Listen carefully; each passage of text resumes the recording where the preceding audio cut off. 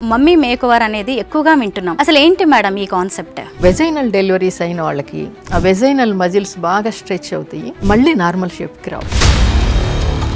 Husband loose ఉంది vagina అని complaint చేయడం, వీళ్ళు ఫీల్ అవ్వడం, ఇవన్నీ ఉంటాయి. వీటన్నిటికీ కలిపి చేసేదే మదర్ ఫీడింగ్ వల్ల ఈ బ్రెస్ట్ సాగింగ్ ఉంటుంది, షేప్ అవుట్ అవుతాము అని చెప్పి చాలా మంది పిల్లలకి పాలు ఇవ్వడానికి కూడా ఇష్టపడట్లేదు. మిల్క్ ఇవ్వడం మూలంగా ఎక్కువగా చేంజెస్ రావడము, ఇంకా సాగింగ్ అవ్వడం అనేది పెద్ద డిఫరెన్స్ ఏమి ఉండదు. బ్రెస్ట్ అనేది ఒక అమ్మమ్మలు జేజమ్మలు 5-6 పిల్లల్ని కనేవాళ్ళు, అది కూడా అన్ని నార్మల్ డెలివరీస్ ఉండేవి, ఎంతో ఫిట్ గా ఉండేవాళ్ళు. మరి ఎందుకు ఈ జనరేషన్ లో మాత్రం ఇవన్నీ అవసరం పడుతున్నాయి? ఇంతకు ముందు ఇంట్లోనే కనే వాళ్ళందరూ పిల్లల్ని, మరి వాళ్ళందరూ బాగానే ఉన్నారు కదా. పెయిన్స్ స్టార్ట్ అయ్యి డెలివరీ అయ్యేటప్పుడు కనీసం ఒక 24 hours. అందరికీ నమస్కారం, నేను Swaroopa Potlapalli. Welcome to Suman TV. అమ్మ అవ్వడం అనేది ఓ మహిళకి ఓ వరం లాంటిది. అయితే ఒక్కసారి డెలివరీ అయిన తర్వాత చాలామంది ఆడవాళ్ళు షేప్ అవుట్ అవుతూ ఉంటారు. ముఖ్యంగా వాళ్ళ గురించి కేర్ తీసుకునే టైం ఉండదు, పిల్లలకి ఎక్కువ టైం ఇవ్వాల్సి ఉంటుంది. కానీ మళ్ళీ డెలివరీకి ముందు మనం ఎలా ఉన్నామో అలా కాలేజీ గర్ల్స్లా ఉండాలని, సంతూర్ మమ్మీ అనిపించుకోవాలని ఈ కొత్తగా తల్లులైన వాళ్ళు ఎంతో ఆరాటపడుతూ ఉంటారు. ఇప్పుడు అలాంటి వాళ్ళ కోసమే ఈ మమ్మీస్ మేకోవర్ అనే కాన్సెప్ట్ బాగా ట్రెండ్ అవుతుంది. ప్రస్తుతం నాతో పాటు senior gynaecologist, medical cosmetologist doctor Radha తోట గారు ఉన్నారు. ఆవిడతో మాట్లాడి అనేక విషయాలు తెలుసుకుందాం. మేడం నమస్తే. ఈ మధ్య కాలంలో మమ్మీ మేకోవర్ అనేది ఎక్కువగా వింటున్నాం.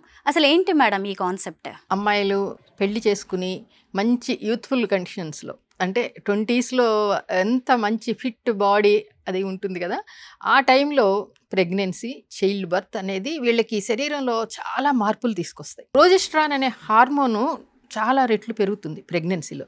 దాని మూలంగా బాడీ అంతా వాటర్ చేరడము, వెయిట్ పెరగడము, హిప్స్ దగ్గర, థైస్ దగ్గర, నడుం పక్కన ఎక్స్ట్రా ఫ్యాట్ డిపాజిట్ అవ్వడము, ప్రెగ్నెన్సీ వచ్చి డెలివరీ అయ్యే లోపల దాదాపు 20 kgs వెయిట్ గెయిన్ చేసి మళ్ళీ డెలివరీ తర్వాత నార్మల్ షేప్కి బాడీ రావాలి అని అంటే చాలా కష్టం అవుతుంది. హస్బెండ్లో ఎటువంటి చేంజెస్ ఉండవు, మేల్స్లో వాళ్ళు అదే ఫిట్గా అలాగే ఉంటారు.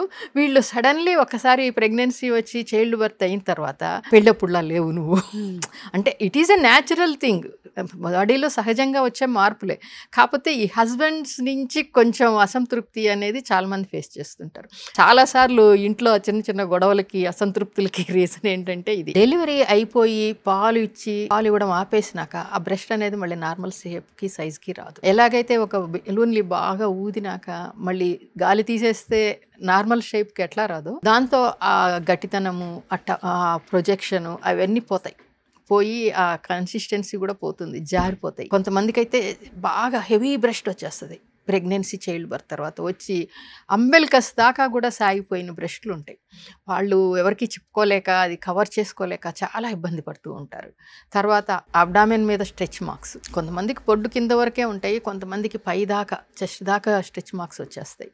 వచ్చి ఆ కాళ్ళు, చేతులు, డ్రెస్సెస్ వేసుకున్నాక ముఖము కరెక్ట్గా ఉంటాయి. ఒక్కసారి డ్రెస్ తీసి చూస్తే అసలు బాడీ మొత్తం షేప్ అవుట్ అయిపోతుంది. కొంతమందికి అంబెలికల్ హెర్నియాస్ కూడా వస్తాయి, రెక్టల్ డైవార్కేషన్ అని. అబ్డామెన్ మీద ఉండే 6 packs మజిల్స్ అంటారు చూసారా, అవి ఇలాగ బాగా సాగిపోయి పక్కకు జరగడం మూలంగా లోపల ఆర్గాన్స్ కొంచెం ఇలా పొడుచుకుని వస్తాయి. అది చూసేసరికి వాళ్ళకి డిప్రెషన్ వచ్చేస్తుంది. ఒక 2 ఏళ్ల క్రితం నార్మల్గా ఉండి ఇప్పుడు బాడీ ఇలా అయిపోయింది అని అంటే అటు హస్బెండ్ డిసాటిస్ఫాక్షనే కాకుండా వీళ్ళకి కూడా ఒకసారి ఆ బాడీ చూసుకున్నప్పుడు చాలా ఇబ్బంది పడుతుంటారు. ఇంకొకటి వెజైనల్ డెలివరీస్ అయిన వాళ్ళకి ఆ వెజైనల్ మజిల్స్ బాగా స్ట్రెచ్ అవుతాయి, మళ్ళీ నార్మల్ షేప్కి రావు. హస్బెండ్ లూజ్ ఉంది వెజైనా అని కంప్లైంట్ చేయడం, వీళ్ళు ఫీల్ అవ్వడం, ఇవన్నీ ఉంటాయి. వీటన్నిటికీ కలిపి చేసేదే మమ్మీ మేకోవర్. ఒకసారి మమ్మీ అయిన వాళ్ళని మళ్ళీ నార్మల్గా అంతకుముందు ప్రెగ్నెన్సీ రాకముందు సంతూర్ మమ్మీ లాగా చేయడం అనేది. ఇప్పుడు మీరు చూడండి, మలైకా అరోరా ఖాన్ ఎలా ఉంటుంది, ఆమె అసలు ఒక ఇంత పెద్ద కొడుకు ఉన్నాడనే అనిపించదు. ఆ బాడీ కానీ ఎంత బాగా మెయింటైన్ చేస్తుంది. అవన్నీ కూడా అందరూ మెయింటైన్ చేయొచ్చు. First plastic surgery clinic in Hyderabad, అప్పటి నుంచి ఇప్పటి వరకు ఒక 25 years అంటే ఒక కొత్త జనరేషన్ వచ్చింది కదా, వీళ్ళల్లో చాలా అవేర్నెస్ వచ్చింది. ఇప్పుడు చాలామంది ఈ మమ్మీస్ మేకోవర్ గురించి వస్తున్నారు, చేయించుకుంటున్నారు. 40s 50sలో ఉన్న లేడీస్ కూడా వచ్చి మేము ఇప్పుడు మళ్ళీ లైఫ్ కొత్తగా స్టార్ట్ చేయాలనుకుంటున్నాము, మా కోసం మేము ఏదైనా చేయించుకోవాలనుకుంటున్నాము అని ఇవన్నీ చేయించుకుంటున్నారు. మేడం, ఫస్ట్ డెలివరీకి అలాగే సెకండ్ డెలివరీకి ఆడవాళ్ళలో వచ్చే చేంజెస్ ఏంటి? యూజువల్గా ఒకసారి ప్రెగ్నెన్సీ వచ్చి డెలివరీ అయిన తర్వాత సెకండ్ డెలివరీకి కూడా సేమ్ అలాగే ఉంటుందన్నమాట. మీరు ఇలాంటి మమ్మీస్ మేకోవర్ చేయించుకోవాలి అనుకుంటే ఇంకా నెక్స్ట్ ప్రెగ్నెన్సీకి చైల్డ్ బర్త్కి వెళ్ళదలుచుకోకపోతేనే ఇవి చేయించుకోవాలి.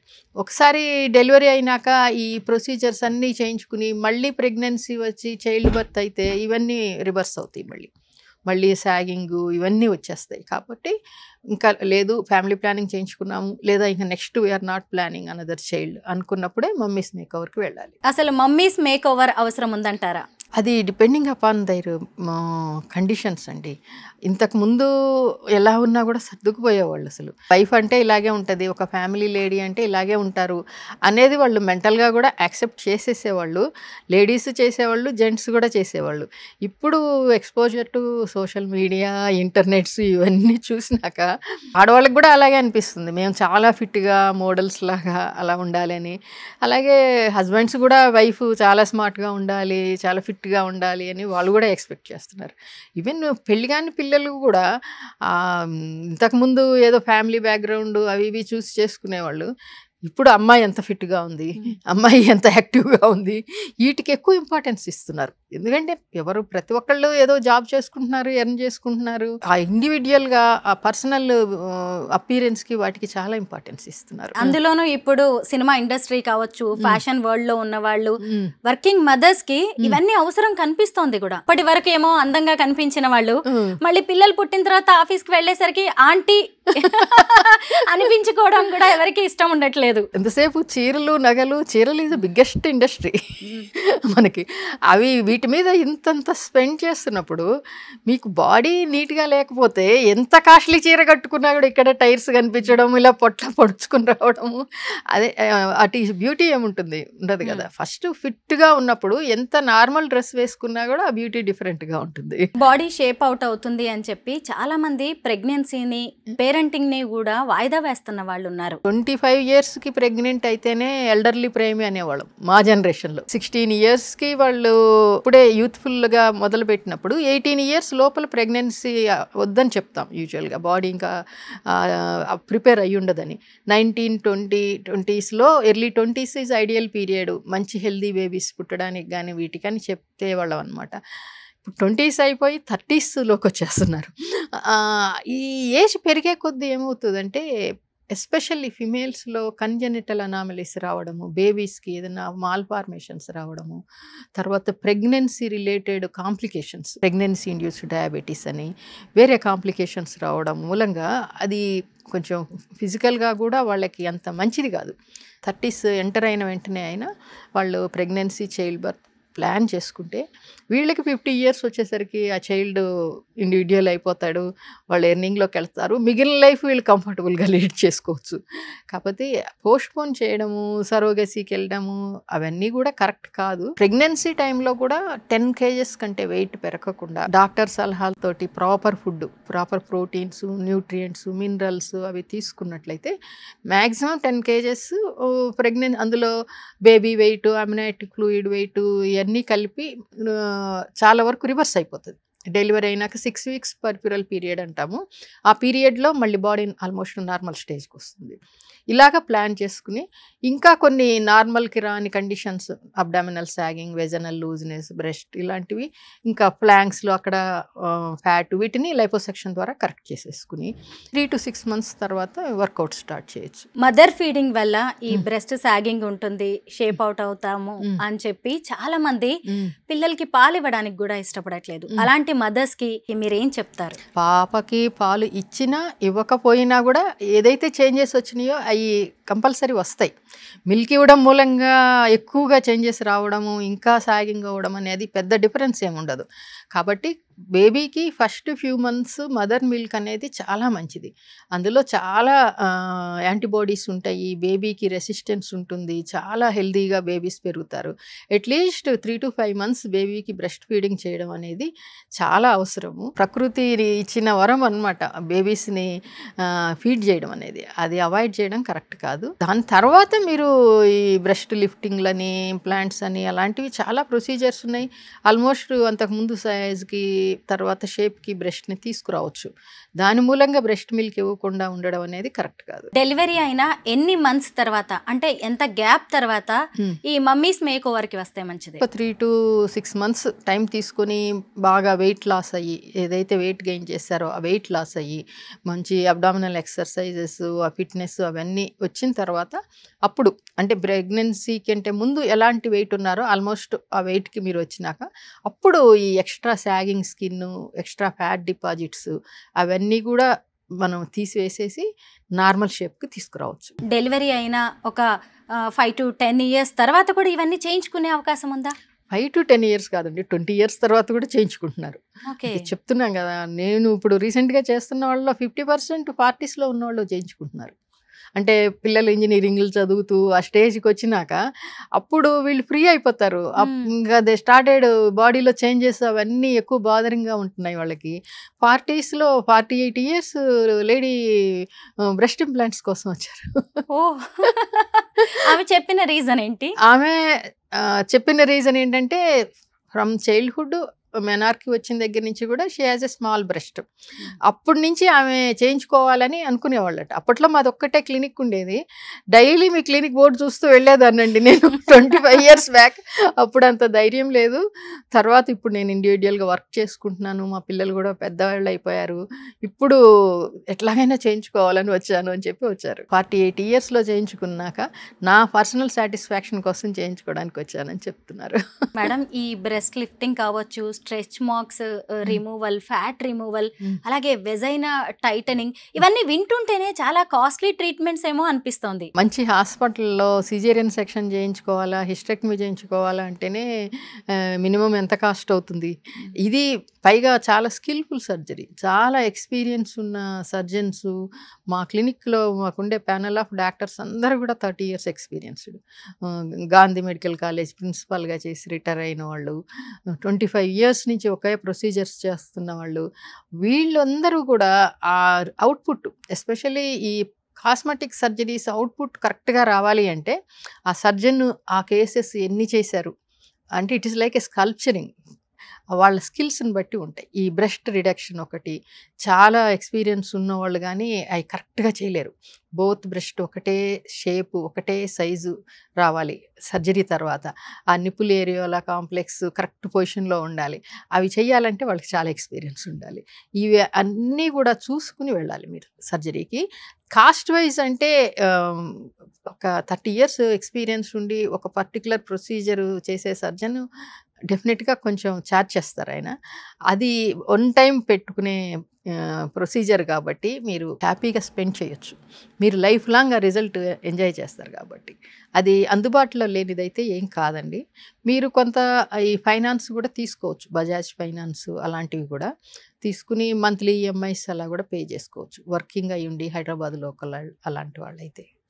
సో అది మీరు భరించలేనంత, పెట్టుకోలేనంత కాస్ట్లో అయితే ఎటు పరిస్థితిలో లేవు. మనము ఒక 2-3 generations వెనక్కి వెళ్తే అమ్మమ్మలు, జేజమ్మలు వీళ్ళు ఒక 5-6 పిల్లల్ని కనేవాళ్ళు. అది కూడా అన్ని నార్మల్ డెలివరీస్ ఉండేవి. వాళ్ళు సన్నగా చక్కగా ఎంతో ఫిట్గా ఉండేవాళ్ళు. మరి ఎందుకు ఈ జనరేషన్లో మాత్రం ఇవన్నీ అవసరం పడుతున్నాయి? ఈ మమ్మీస్ మేక్ ఓవర్ దాకా ఎందుకు వెళ్లాల్సి వస్తుంది? ఎక్కడ చేంజ్ వచ్చింది అంటారు? ముఖ్యంగా లైఫ్ స్టైల్ చేంజ్ అయినా, లేదంటే ఇంకేమైనా జెనెటికల్ ఇష్యూస్ ఉన్నాయంటారా? జెనెటికల్ కాదండి, లైఫ్ స్టైల్ చేంజెస్. ఇంతకుముందు ఒక జనరేషన్ బ్యాక్ మా చిన్నప్పుడు బావి నుంచి నీళ్లు తోడేవాళ్ళు లేడీస్. ఎంత పెద్ద ఎక్సర్సైజ్ అది. తర్వాత బిందెతో నీళ్లు భుజం మీద పెట్టుకుని తీసుకుని వచ్చేవాళ్ళు. పప్పు రుబ్బేవాళ్ళు, పిండి కొట్టేవాళ్ళు, అవన్నీ కూడా చేసేవాళ్ళు. ఆల్మోస్ట్ రిచ్ ఫ్యామిలీస్లో కూడా చేసేవాళ్ళు లేడీస్ అనేవాళ్ళు. కుకింగ్ చేయడము అంటే ఆ ఫిజికల్ మూమెంట్ అనేది ఉండేది. ఇప్పుడు ఉన్న జనరేషన్లో చాలా వరకు అసలు స్పోర్ట్స్ గేమ్స్ ఎంకరేజ్ చేస్తున్నా కూడా కొద్దిమంది వెళ్తున్నారు కానీ మిగిలిన వాళ్ళందరూ ఆ గేమ్స్కి స్పోర్ట్స్కి వెళ్ళట్లా. సో ఎస్పెషల్లీ లేడీస్ ఒకసారి మ్యారేజ్ అయ్యి ప్రెగ్నెన్సీ అది వచ్చిందంటే మన సొసైటీలో ఒక చైల్డ్ని పెంచడానికి కనీసం 2-3 హెల్పర్స్, ఇంట్లో అసలు వారానికి 2-3 సార్లు బయట సైడ్ ఫుడ్, ఇంట్లో కుక్ చేసుకోవడం కానీ ఫిజికల్ యాక్టివిటీ కానీ అస్సలు ఉండట్లేదు. ఏదన్నా కాలేజీకి వెళ్ళి చదువుకుని వచ్చినంత కాలం కొంచెం మూమెంట్ ఉంటుంది, లేదా జాబ్కి వెళ్ళేటప్పుడు బస్సు ఎక్కడము దిగడము అలాంటి వాళ్ళకి కొంత స్ట్రెయిన్ ఉంటుంది. మిగిలిన వాళ్ళకి అస్సలు ఫిజికల్ ఎక్సర్సైజ్ లేదు. దాని మూలంగా వీళ్ళు ఏంటంటే ప్రెగ్నెన్సీ చైల్డ్ బర్త్ అనేది న్యాచురల్ ప్రాసెస్. ఇప్పుడు ఇంతకుముందు ఇంట్లోనే కానీ వాళ్ళందరూ పిల్లల్ని, మరి వాళ్ళందరూ బాగానే ఉన్నారు కదా.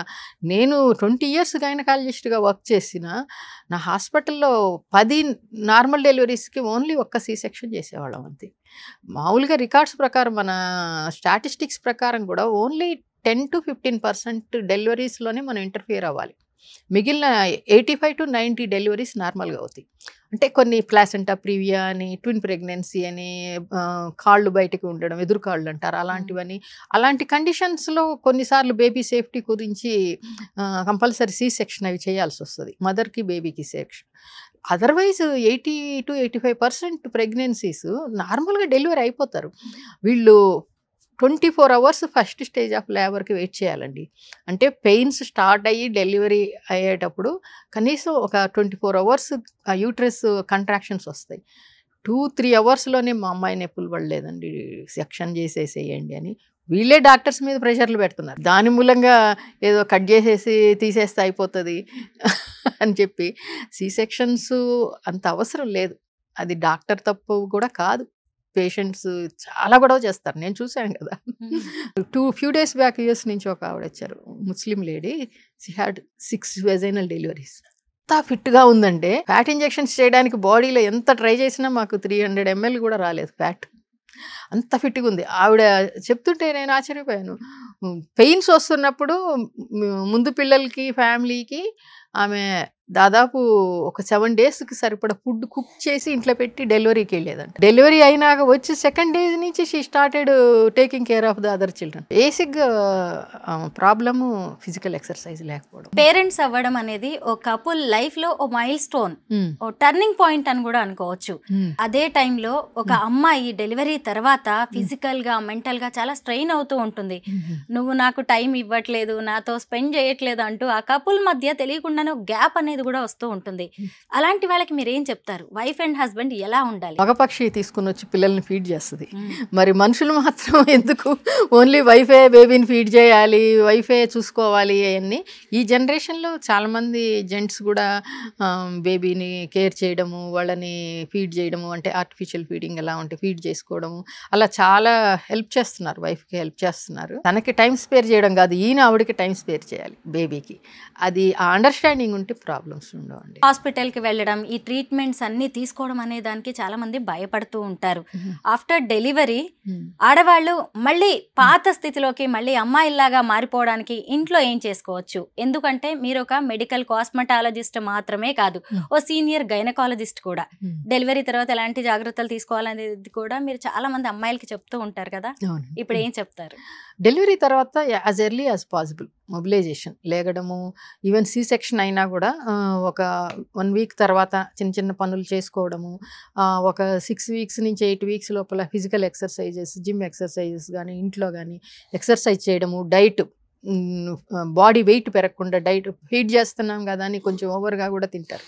అలా కేర్ఫుల్గా విత్ డాక్టర్ అడ్వైజ్ ఎంత ఫుడ్ తీసుకోవాలో అంతే తీసుకుని ఫిజికల్ ఫిట్నెస్ అనేది ఒక 6 to 8 weeks నుంచి స్టార్ట్ చేసేయాలి. స్టార్ట్ చేసి ఈ ప్రెగ్నెన్సీ చైల్డ్ బర్త్లో because of this pains and trauma, hormones బాగా రైజ్ అవ్వడం తగ్గడంతో చాలామంది ఈ సైకోసిస్లోకి కూడా వెళ్తారు, డిప్రెషన్స్లోకి వెళ్ళడము, ఇవన్నీ ఉంటాయి.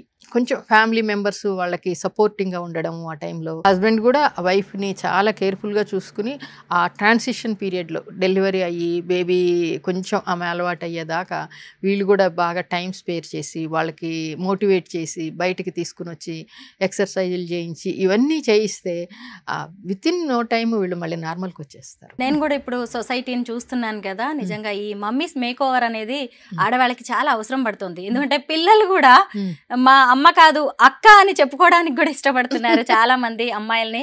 మీరు చెప్పిన డీటెయిల్స్ అని చాలా మంది ఆడవాళ్ళకి చాలా యూస్ఫుల్ కూడా madam. Thank you so much.